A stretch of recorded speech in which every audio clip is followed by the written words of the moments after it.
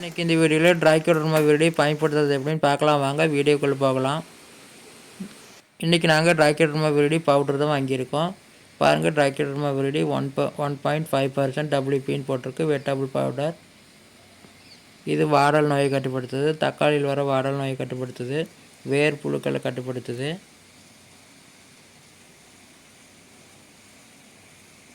இது வாங்கறதுக்கு முன்னாடி எக்ஸ்பிரி டேட் பார்த்து தான் வாங்கணும்.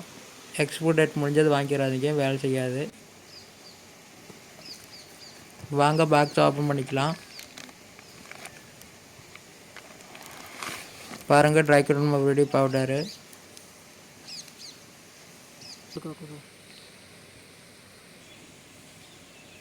இதில் மண்ணில் இருக்கிற நுண்ணுயிர்கள் எடுத்து இந்த மாதிரி சால்கம் பவுடர்லாம் கலக்கி வச்சுருக்காங்க.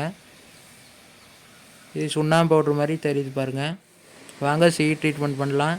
விதை நிறுத்தி நாங்கள் விதைக்கிறதுக்காக விதை எடுத்துருக்கோம்.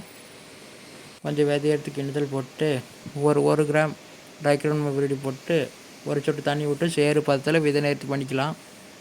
இதில் விதை நிறுத்தி பண்ணுறதுனால மண் மூலம் பரவும் நோய்கள் தாக்காது. விதைகள் நல்லா முளைச்சி வரும்.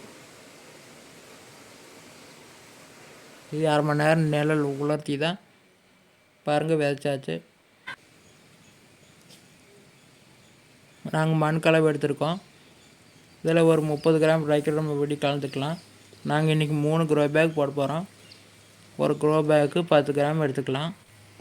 இப்படி போட்டு நல்லா கலந்து விட்டுக்கலாம்.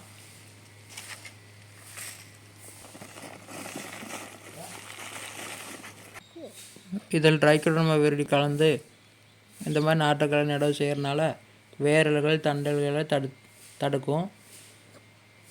செடி கொஞ்சம் நல்லா வேகமாகவே வளர்ந்து வரும். ட்ரைகோடர்மா விரிடி வேருக்கு சுற்றியில் உட்காந்துட்டு வேர் ப்ரொடக்ஷன் கொடுக்குது. வேருக்கு ப்ரொடக்ஷன் கொடுத்து கெட்ட செய்கிற பூஞ்சானத்துக்கிட்ட இருந்து வேர் காக்குது. பாருங்கள், வேர் எவ்வளோ லென்த்தாக வளர்ந்துட்டு பாருங்கள். ட்ரைகோடர்மா விரிடி ஒரு பூஞ்சானம்.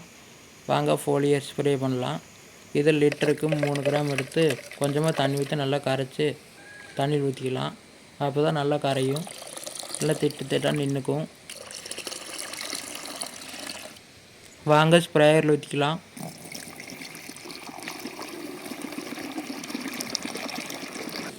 தக்காளி செடியில் பின்காரங்கிற நோய் இருக்குது, நல்லா ஸ்ப்ரே பண்ணுறேன். இது இந்த நோய்களை கட்டுப்படுத்துன்னு பார்க்கலாம். இலை புள்ளி நோயை கட்டுப்படுத்துது, முன்கர்கள் நோய், பின்கர்கள் நோயை கட்டுப்படுத்துது, சாம்பல் நோயை கட்டுப்படுத்துது, ஆடி சாம்பல் நோயை கட்டுப்படுத்துது. வாங்க சீட்லிங் ட்ரீட்மெண்ட் பண்ணலாம். நாங்கள் சீட்லிங் ட்ரேயில் நாற்று போட்டு வச்சுருக்கோம். இதில் வேரல்கள் நோய் இருக்குது. இது வேரல்கள் நோயை தண்டல்கள் நோயை கட்டுப்படுத்தி நாற்று நல்லா வளர உதவுது. ட்ரைகோடர்மா விரிடி வச்சு எப்படி செறிவேற்றப்பட்ட தொழு உரம் செய்கிறது எப்படின்னு பார்க்கலாம்.